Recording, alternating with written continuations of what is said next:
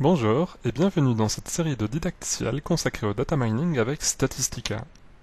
Aujourd'hui, dans cette 10e session, nous allons aborder l'impact d'un trop grand nombre de variables dans la construction de modèles de data mining.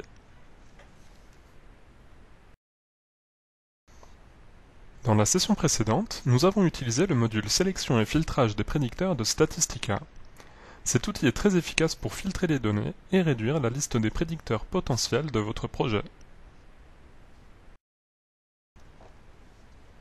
Au cours de cette session, nous aborderons les problèmes de dimensionnalité, de l'impact d'un trop grand nombre de variables sur les performances des outils de data mining et de la complexité du déploiement. Nous verrons également comment minimiser le risque de capitalisation sur des aspects purement aléatoires des données.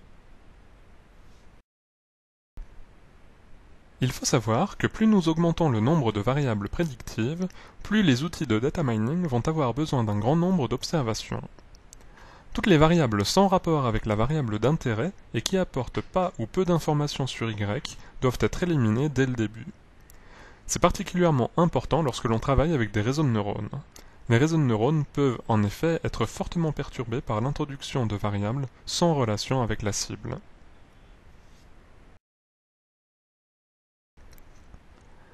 La suppression des variables prédictives inutiles dans une analyse permet d'affecter la performance d'un projet de data mining de deux manières.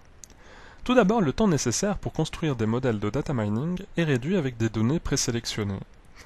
Et ensuite, la qualité des prévisions peut s'en trouver fortement améliorée. Ces histogrammes illustrent la qualité des prévisions pour un même projet de data mining.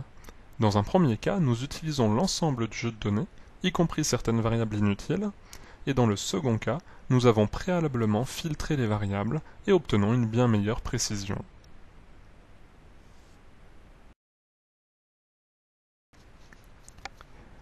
Un autre point important concerne le déploiement des modèles. Si le modèle de data mining utilise 50 variables en entrée, et que vous utilisez ces modèles pour scorer de nouvelles observations, vous devrez alors collecter les informations pour ces 50 variables. Ceci peut rendre le déploiement lourd et fastidieux. Si vous pouvez obtenir de bonnes prédictions avec un nombre restreint de variables, vous économisez beaucoup de temps et d'énergie dans le déploiement de vos modèles.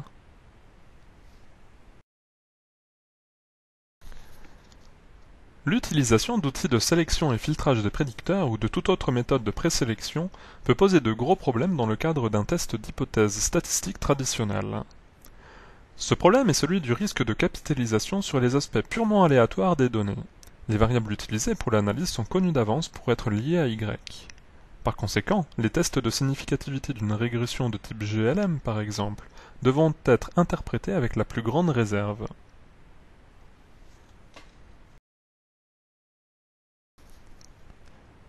Au cours de la prochaine session, nous aborderons la question du filtrage des données en explorant l'effet de la redondance des variables. Puis nous évoquerons les méthodes de partitionnement récursif avant de nous intéresser à la construction des modèles d'arbres de décision dans Statistica.